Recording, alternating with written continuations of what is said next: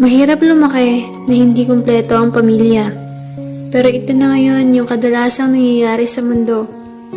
Ginawa ko tong tula na to para sa mga katulad kong lumaki na hindi kasama ang magulang o di kaya tulad kong broken family. Oo, broken family, salitang napakasakit pakinggan at napakahirap pagdaanan ng kahit sinong nakaranas na. Ma? Pa? Ang dami kong gustong sabihin at itanong sa inyo. Anong nangyari? Bakit hinayaan niyong mawasak ang pamilya natin? Bakit hinayaan niyong magdusa ako sa pangungulila sa inyo? Hindi ko sinusumbat kasi alam kong wala akong karapatan. Pero naiinggit ako. Naiinggit ako sa mga nakikita ko na kasama ang kanilang magulang.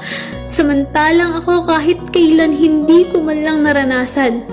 Ang daming panahon na nasayang na hindi ko kayo nakasama. Ang daming araw at oras na hindi